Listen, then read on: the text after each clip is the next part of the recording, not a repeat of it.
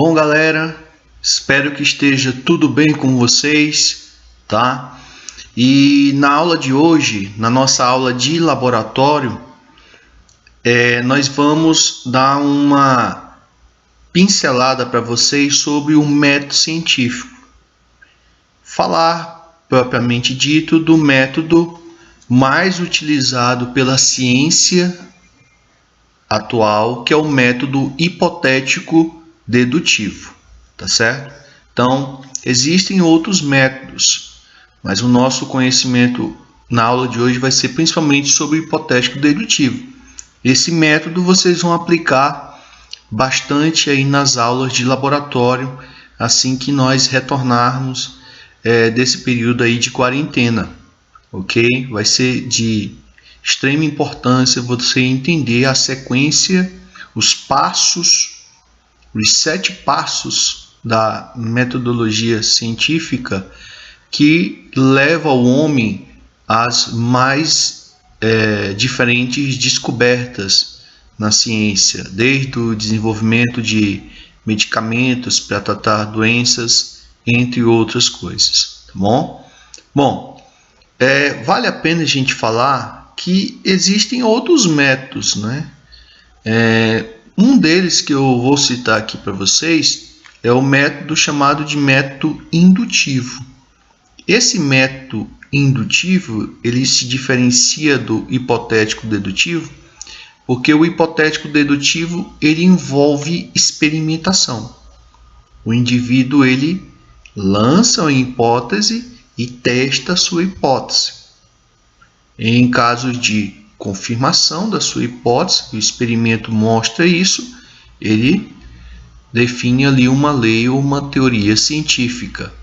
O método chamado de indutivo, ele é feito através de observações, né? O indivíduo, o cientista, ele faz observações, muitas vezes de descobertas feitas por outros, ou até experimentos desenvolvidos por outros, e aí ele tira uma conclusão daquelas várias leis que foram divulgadas, e ele cria ali uma teoria a partir daquilo que outros descobriram, mas que não conseguiram unificar, tá certo? Eles não conseguiram esclarecer a explicação de um fenômeno através de suas descobertas isoladas, ok? Então, um grande exemplo desse método indutivo é o desses dois cidadãos aqui, um dos nomes mais conhecidos na ciência, que esse aqui é o inglês Francis Crick, e esse aqui é o americano James Watson, um físico e um bioquímico. Não sei se esse nome aí já trouxe alguma coisa para vocês, mas foram esses dois aí que desvendaram o modelo, como mostra aqui na fotografia, que é de 1953, eles desenvolveram aqui o famoso modelo dupla hélice para o DNA, aquele que considera, como a gente já falou algumas vezes, né, inclusive nas aulas de gametogênese a gente falou quando é que você conta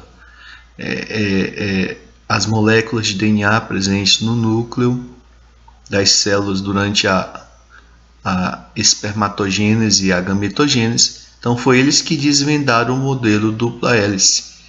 E eles não fizeram um único experimento, nenhum experimento científico. Ok? Eles fizeram deduções a partir de descobertas feitas por outras pessoas. Só que essas pessoas fizeram descobertas isoladas e eles conseguiram ali, a partir de situações particulares, de descobertas particulares, criar aí uma descoberta maior, tá certo? e conseguiram extrapolar isso aí para uma situação mais universal, ok?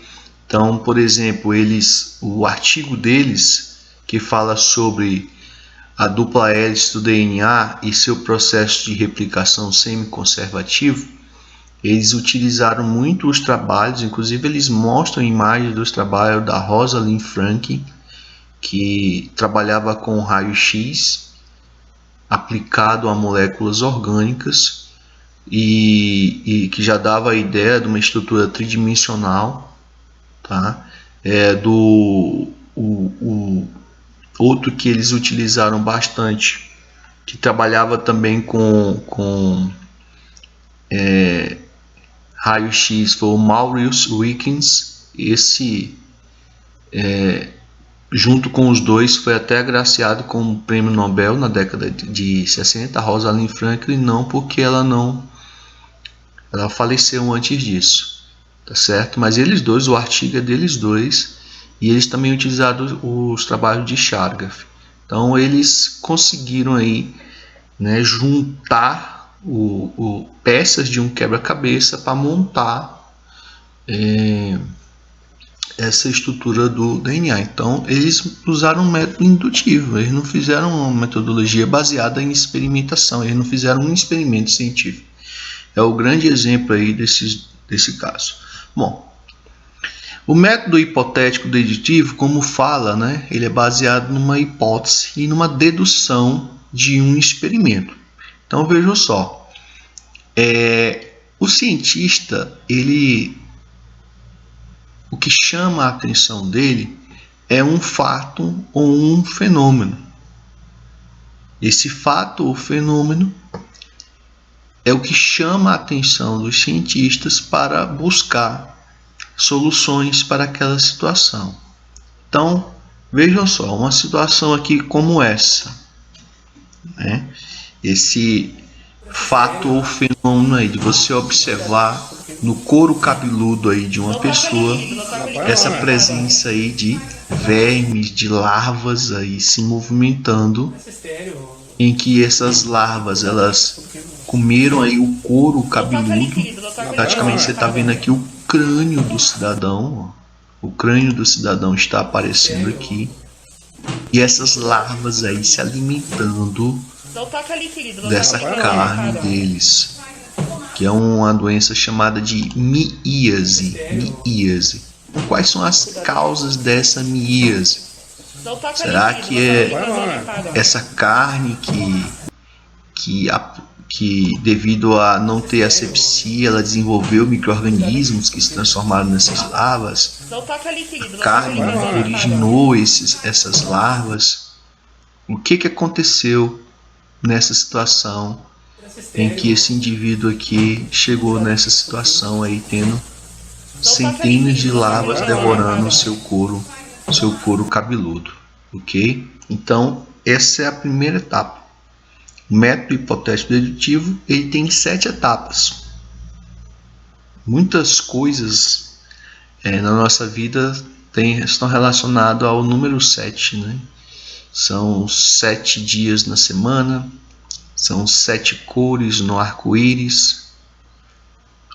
Deus criou o mundo em 7 dias. Então o número 7 também tem uma forte ligação com a ciência. Então nós temos aí 7 passos para o método hipotético dedutivo que eu elenquei aqui para vocês. Então isso é um fato, um fenômeno. Quais são as causas disso? Então aí vem a segunda etapa desse método, a formulação de perguntas. Tá certo? Então, o que está destruindo? A gente está estudando tecidos agora. O que está destruindo, né? Quais são as causas dessa destruição desses tecidos? Ali é a pele foi destruída, o couro cabeludo destruído. Aquelas larvas, de onde elas vieram? Elas vieram do ar, elas já estavam dentro. Foi uma doença que desenvolveu aquilo, a carne apodreceu, tá certo? Será se essas larvas representam algum estágio reprodutivo de algum animal, um inseto? Então, essa segunda etapa tão importante é o cientista ele vai fazendo perguntas, e vocês vão fazer isso muito no seu dia a dia de laboratório, elaborar essas perguntas sobre o fenômeno que serão apresentados pelos professores, ok? Bom, a terceira etapa consiste no levantamento de informações, é o que nós chamamos de indução. Veja que naquele método que eu chamei de indutivo, tem a indução, que no caso o James Watts e o Francis Crick, eles foram lá estudar os trabalhos publicados por outros cientistas para poder tirarem dali sua teoria, ok? Então, essa parte aqui é o que nós chamamos, e vocês vão escutar muito falar isso em ambiente universitário, trabalhando com pesquisa, que é a revisão bibliográfica. Ou seja, você vai ver, estudar aquele fenômeno, buscar artigos científicos, livros que tragam informações sobre aquele fenômeno. Então, o cidadão vai lá estudar, vai ver, descobrir o que são essas larvas, aprender que essas larvas elas são estágios intermediários do desenvolvimento de insetos, que insetos como a mosca, mosquitos, a fêmea coloca um ovo, esse ovo desenvolve uma larva, essa larva ela tem que se nutrir. Algumas larvas se nutrem de tecidos vegetais, outras se nutrem de tecidos animais, outras se nutrem de plâncton, tá?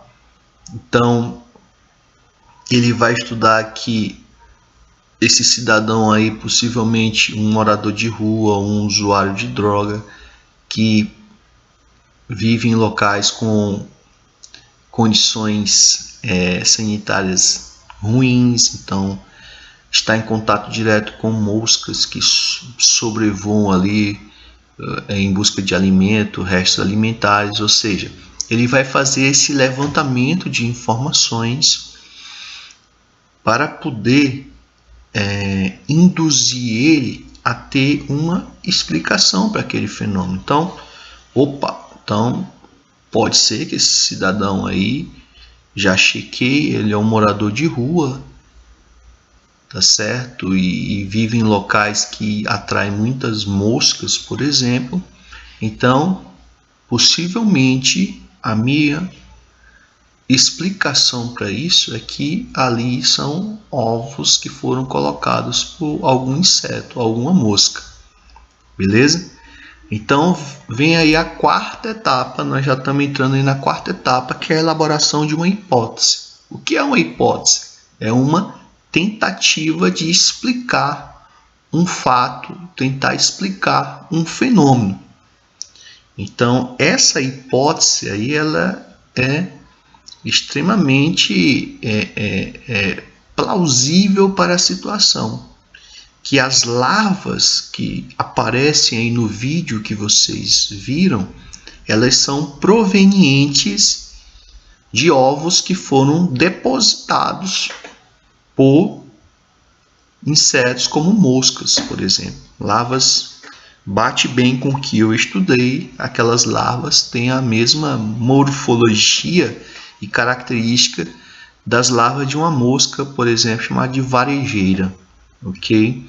Então essa é a hipótese. O que é a hipótese? É uma tentativa de explicar um fenômeno, tá certo? A hipótese, a gente usa esse termo muito no dia a dia como seja uma coisa que não foi comprovada, né? A gente diz assim, mas isso é uma hipótese, ou seja, pode ser que sim, pode ser que não. Então esse termo hipótese científica ele é levado para o senso comum dessa maneira, como uma situação que ela pode ser verdadeira ou não. Então você elaborou a sua hipótese, agora você vai começar a matutar, a pensar, e aí a grande diferença do método hipotético dedutivo para os demais métodos, como por exemplo o método indutivo. Você vai começar a descrever um experimento para testar a hipótese, ok? Então nós vamos aí para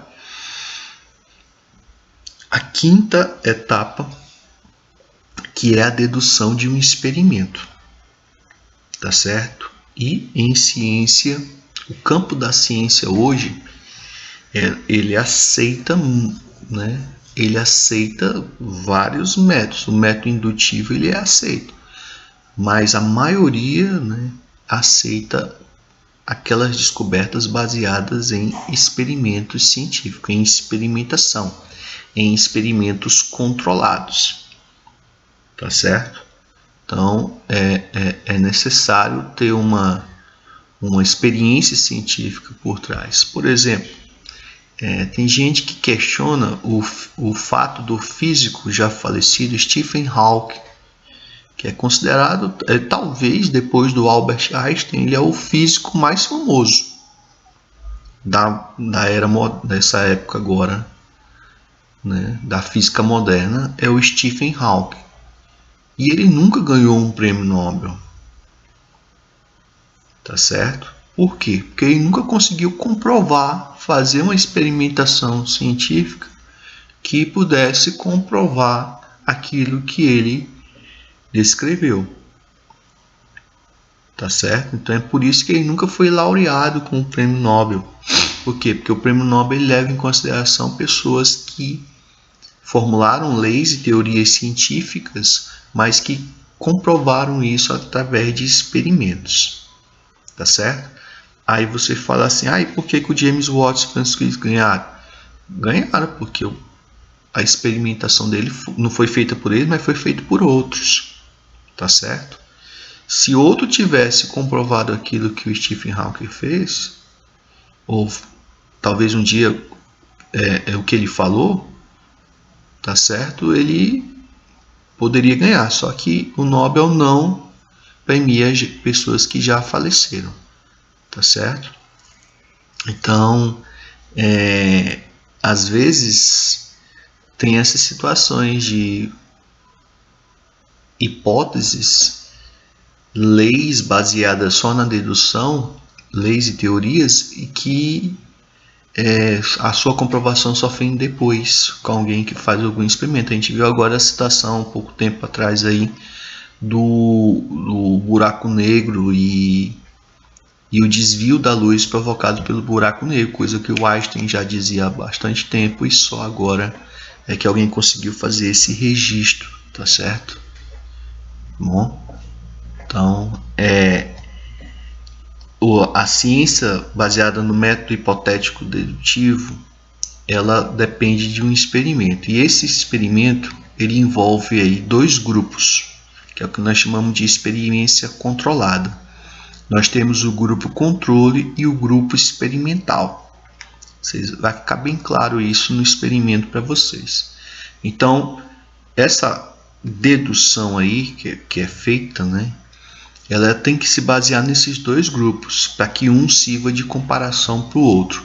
Então, o grupo experimental é aquele que vai receber o tratamento, ou seja, ele vai receber a sua hipótese. É nele que está sendo aplicada a sua hipótese. O tratamento é o nome que se dá à aplicação da hipótese, tá certo? Ou vai receber o que eles chamam de variável, a variável principal. Já o grupo controle, ele não recebe esse tratamento, não vai ter aplicação ali nele, não vai ter aplicação do tratamento daquela variável, e ele vai servir para você comparar o grupo experimental, os eventos, aquilo que acontece com o grupo experimental, você vai comparar com o que acontece com o grupo controle, ok? Então vejam só, como seria a dedução de um experimento para aquela situação que a gente mostrou no vídeo ali, sobre as larvas se alimentando ali dos tecidos da cabeça ali daquele cidadão. Então,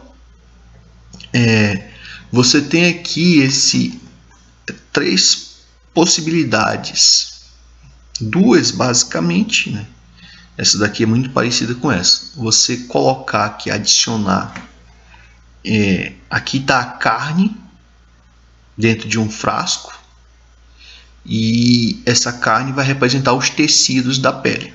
É um tecido, pedaço de tecido, aqui, tecido muscular. Então, um frasco fica aberto, o outro fica coberto com uma gaze, que é tipo uma malhazinha, onde o ar ele entra em contato, mas as moscas aqui elas não conseguem enxergar a carne. E o outro você deixa hermeticamente fechado com uma tampa completa. Porque qual é a sua hipótese? Só recordando, você está testando que as larvas que aparecem ali no couro cabeludo do indivíduo são provenientes de moscas, das fêmeas das moscas que colocaram, né, aqueles ovos que viraram larvas. Então, se você faz um experimento onde em um frasco você deixa as moscas com, né, tudo aqui cercado por moscas, só que um frasco está aberto e as moscas têm contato aqui com a carne e os outros elas não têm contato. A diferença desse aqui o ar ele entra e esse aqui o ar também não entra. Só se você estivesse também comparando aí se as larvas vinham de alguma partícula que estava no ar. Então, se essa larva vem de alguma partícula que está no ar, o ar está em contato aqui. Então, se aparecer aqui é porque também pode ter uma outra causa, né? E aqui, tá certo? Você não tem contato do ar com a carne, nem da mosca, nem com o ar. Então, vejam só. Nesse caso aqui, quem vocês acham que seria o grupo experimental e o grupo controle? Tá? Então, quem seria o grupo experimental aí? O frasco 1, o frasco 2, o frasco 3. Então, pessoal, muita gente, cuidado, eu já vi muito vídeo de muitas pessoas falando, tá certo? O contrário do que eu vou falar para vocês, tá certo? Porque as pessoas confundem. Elas acham que o tratamento aqui é a gaze ou a tampa, que é a variável. Aqui tem várias, né? É redundante falar, mas tem várias variáveis, tem mais de uma variável, ok? Então, as pessoas acham que aqui o tratamento é a tampa e a gaze. Aí chama aqui, né? Chama esses dois aqui de grupo experimental e chama esse aqui de grupo controle. Só que na realidade é o contrário disso. Por quê? Porque a gaze e a tampa são subterfúgios que você usa, são materiais, tá certo? São materiais que você está utilizando aí para controlar o seu experimento. O seu experimento está sendo controlado pela gaze e pela tampa. Esse aqui você não está controlando ele, porque as moscas estão tendo livre acesso a fazer o que elas querem, tá certo? Agora, esses dois aqui, você está controlando o que está acontecendo nele, tá certo? Então, nesse grupo aqui, está sendo aplicado o tratamento. Qual é o tratamento? É a aplicação da hipótese. O que é a sua hipótese? Que diz que as larvas vêm dos ovos depositados pelas moscas. Então, o tratamento aqui é a mosca. Muita gente não vê isso. O tratamento é a mosca. Então, aqui está sendo aplicado o tratamento, que é a mosca. Tá certo? Então, esse aqui é o grupo experimental. Este é o grupo experimental. Tá certo? E esses dois aqui é o que você está controlando o que está acontecendo nele. Como é que eu estou controlando isso? Através da gaze, através da tampa. Então, esses dois aqui é que são verdadeiramente o grupo controle.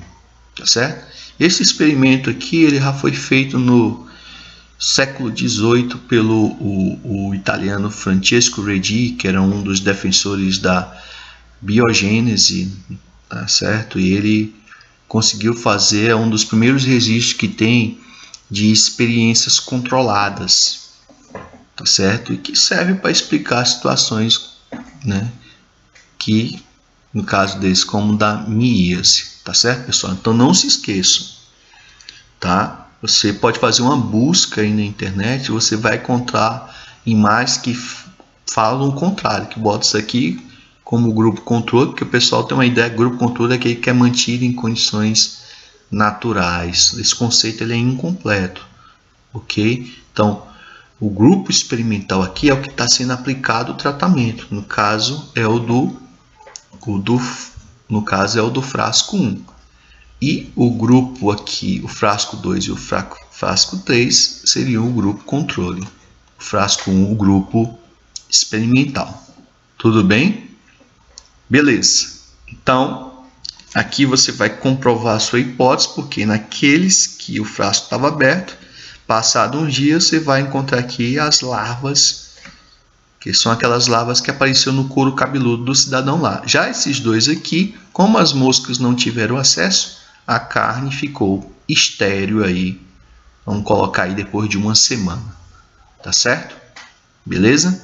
Bom, já que você conseguiu comprovar a sua hipótese, no momento você não conseguiu negativá-la, e sim você conseguiu aí comprová-la, aí vem a sexta etapa, a penúltima etapa, que você vai elaborar aí uma conclusão na forma de uma lei, a escrever uma lei ou uma teoria. A lei ela explica fenômenos mais isolados. As teorias científicas elas são um conjunto de leis, elas são mais abrangentes, ok? Então, a teoria científica, no caso baseada no método hipotético dedutivo, é uma explicação de um fenômeno que já foi comprovado por um experimento, tá certo? É diferente do teoria que o pessoal fala aí no popular. Ah, isso é uma teoria, né? Como se o pessoal usa teoria como sinônimo de hipótese. Não, teoricamente é assim, quer dizer que comprovadamente não é assim. Não, a teoria científica, baseada no método hipotético dedutivo, ela foi comprovada experimentalmente, tá certo?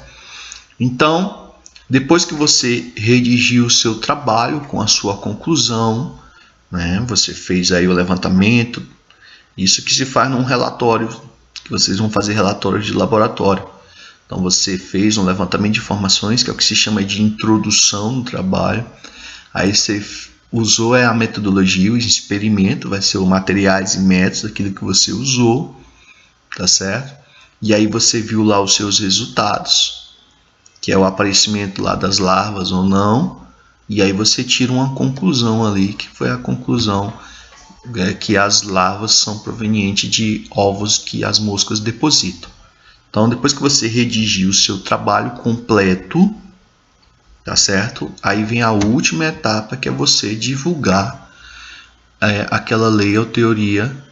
No caso, essa divulgação ela pode ser feita através de relatórios, de monografias, dissertações, teses e divulgação que ganha corpo mundial em revistas científicas. Eu trago aí duas extremamente importantes, a britânica Nature, aqui com a publicação do trabalho do genoma humano, quando completou o sequenciamento do genoma humano, e a Science americana, aqui um trabalho sobre o crescimento do tubo polínico.